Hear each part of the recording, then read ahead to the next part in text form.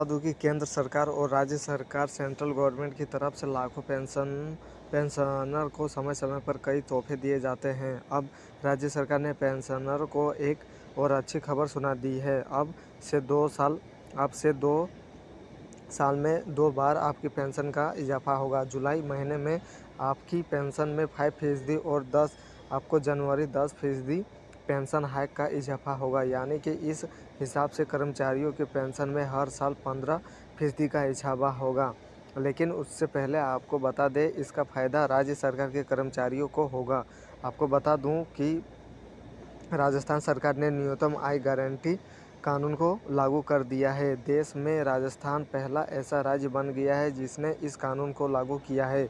इस गारंटी कानून के जरिए पेंशन में हर साल बढ़ोतरी होगी। इसके साथ ही सामाजिक सुरक्षा पेंशन की भी गारंटी होगी। आपको बता दूं कि राज्य सरकार ने बताया है कि कर्मचारियों की पेंशन में हर साल में 2 किस्तों में इजाफा होगा। जुलाई महीने में पेंशन में 5% का इजाफा होगा और 10% का इजाफा जनवरी में होगा।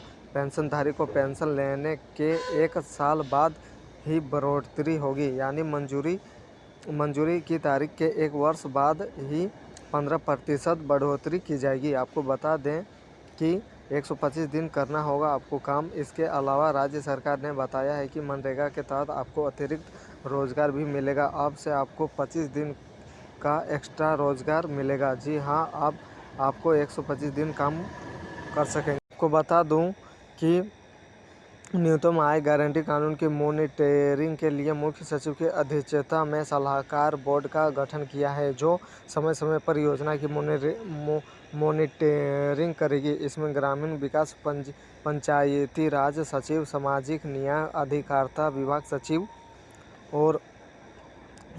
और सामाजिक न्याय अधिकारिता आयोजन विभाग सचिव, वित्त विभाग के सचिव, स्वायत्त शासन विभाग के सचिव को सदस्य बनाया है। आपको बता दूं कि इसके साथ ही राज्य सरकार ने बताया है कि न्यूनतम आय गारंटी योजना के लागू करने के बाद राज्य सरकार पर 2500 करोड़ रुपये तक अतिरिक्त भार आएगा। इसके साथ ही यह अतिरिक्त हर साल व्यय के साथ भी बढ़ जाएगा।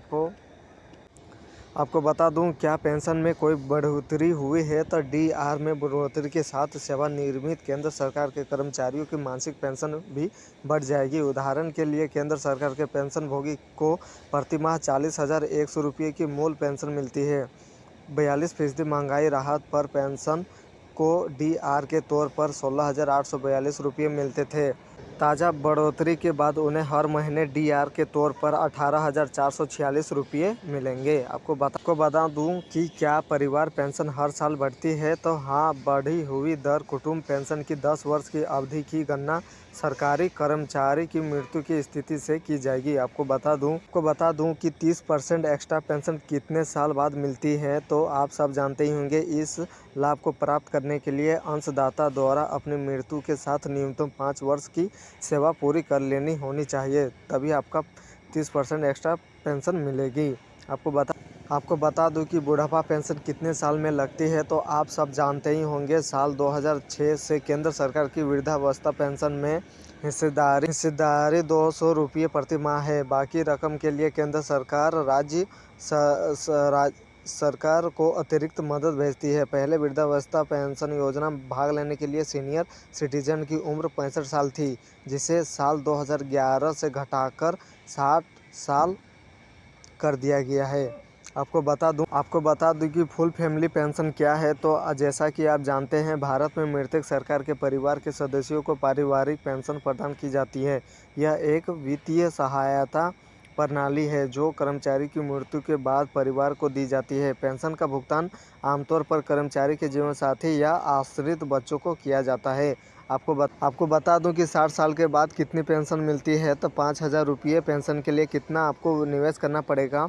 तो जैसा कि आप जानते हैं, अगर आप 18 साल के हैं और आपको 60 साल के बाद हर महीने 5,000 रुपये पेंशन के तौर पर चाहिए, तो आपको हर महीने 210 रुपये जमा करने होंगे। लेकिन अगर आपकी उम्र 18 साल के बजाय 40 साल है, तो ये रकम बढ़कर 1,454 रुपये हो जाएगी।